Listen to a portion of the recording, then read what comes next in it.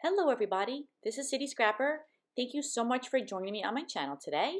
Today I am back for day 18 of Christy's Beautiful Life 30 Days of Sketches Series 7. Today's sketch has a sunburst on it and I just love a good sunburst. For this sunburst I decided to use this Heidi Swapp stencil, and this is a very old stencil that I had in my stash, but I use it a lot. And it has a sunburst on it. So I decided that I would make a sunburst using some Distress Oxides on the right hand side of the layout, as you can see in the sketch. For the colors, I believe the orange is Spice Marmalade and Squeezed Lemonade is the yellow color. You can see that I made the center darker. I put the orange on the central part of the sunburst, and then I made it lighter using the yellow as the rays went outward. I really like the combination of orange and blue together. So for this layout, I'm not using any collection. I'm just using some colors that I thought coordinated well. I'm using the blue color you saw a moment ago with the orange and the yellow, and then I bring in a few more colors as well. Other than the pink paper, which I'm going to mount the photo on in a moment, all of the pattern papers on this layout were taken from my scraps. The royal blue paper is from once when I gutted a piece of paper. I have the center left. And this is a pink Fresh Studio paper, so I mount my photo on that. I also pulled out some yellow paper and some blue paper. And there's a piece of pattern paper over to the right, and I am going to fussy cut some of those images out and use those on the layout. The sketch has some feathers on the left-hand side.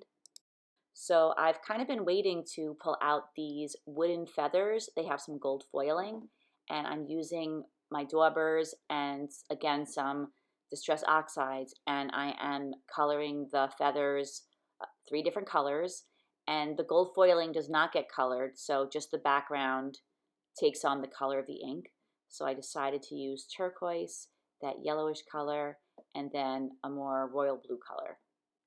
So I placed the 3 feathers to the left of the photo, and this is where I take that piece of pattern paper and I cut it into the individual images. There was a little ticket, so I decided that instead of having 2 tags, I would have 1 tag and 1 ticket. There's a little banner. I put that on the bottom. And then there's this little list, and it says things like be positive, be true, be grateful, all things that I thought would be kind of a cool idea to include on a graduation layout.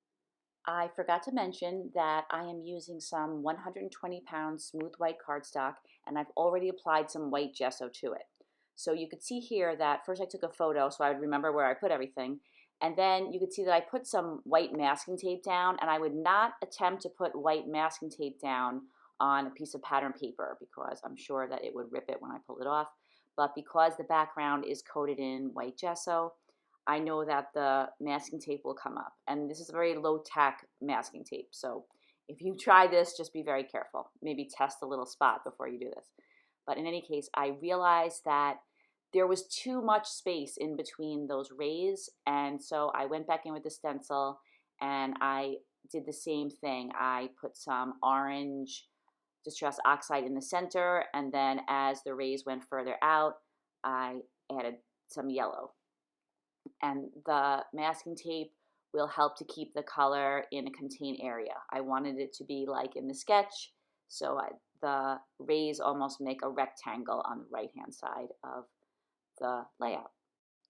So now I gently pull up the masking tape, and I am satisfied with the rays now. I think there's a good number of rays. So I go back to reassembling the layout the way I had it before. I'm layering the yellow paper on top of the blue paper, and then I'm putting those behind that dark blue strip that's going down the center. And I attach all of this down to my layout, and then I realized that I didn't pop up my photo, and I wanted to pop up my photo. So I rip that up, and then I mount the photo and the mat on a strong piece of white cardstock. And then I put some foam on the back of the photo, and now it is popped up, and that gives it a little bit of dimension. This photo is of my older daughter graduating from college, and I have been working on her album for a while. I think this might be one of the last layouts in this album. I have to take a look as soon as I have some time. I have to see if I'm done with it. That would be very exciting. Love finishing an album. I did end up not using that larger feather. It just was too large, and I liked the color and I liked having 3 feathers, but I just felt like 2 were just fine, and they did the trick. So I just left 2. From a piece of pattern paper, I fussy cut out some flowers. There were 3 different flowers, so I thought that's perfect. I am using this Tim Holtz piece of chipboard that says Embrace the Journey. I thought that was a good title for a graduation layout, and I'm kind of running out of titles because I've done a whole album of graduation photos. And I wish I knew the manufacturer and collection of that one piece of pattern paper that I cut the ticket out of and the banner out of, those little flowers out of. There are so many cool things on that one little piece of paper. I wonder what else was on there. In the upper left-hand corner of the sketch, there's a circular element. So I wanted to include that in the layout. So I use one of my dies, and this is an LDRS die, and I will try to find the name of it, and I'll put that in the description box. I decided that I wanted to cut the center out as well, so I just used one of my little circle dies and cut out the center. I realized that I had put this piece of paper down upside down. I wanted to use the blue side, so I had to rip the whole thing up again. I like the other side too, but I really wanted to include this blue color in the layout. And then I attached down the circle that I cut out, and I'm applying those feathers there. And there's a little banner that I had cut out of that piece of pattern paper, and I had to fix my ATG tape, so I cut that out, but my ATG tape broke. But I was able to fix it, and now I have attached my layout down to a gutted out piece of that blue paper, and that is different blue paper than the one that's on the layout.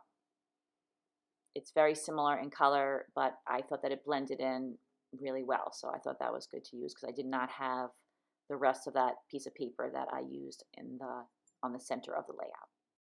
The sketch calls for a little banner in the upper right hand corner, and it indicates you can record the date there, so I decided to follow that exactly, and I cut out a little banner and I put it up on the upper right hand corner, and I'm going to record the date soon. I have put some orange photo corners on 2 of the corners of the photo, so I added some enamel dots to those photo corners, and I also am putting some enamel dots on the banners. I am writing the date here, and now I'm going back into my enamel dot stash, and I'm trying to find dots to put on the circle.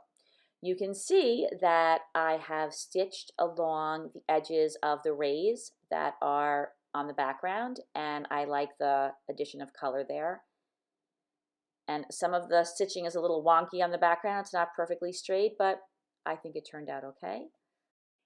To jazz up that circle a little bit, I am adding some enamel dots that are the same colors as the thread that I used for the rays. And that is the last touch that I add to this layout. Thank you so much for watching, everybody. I hope that if you like this video, you'll give it a thumbs up. And please check out the description box for links to all the other ladies who are participating with this amazing challenge. I hope that everybody has a fantastic day, and I hope to see you again tomorrow for another installment of Christy's Beautiful Life 30 Days of Sketches. Thank you so much, everybody. Take care. Bye-bye.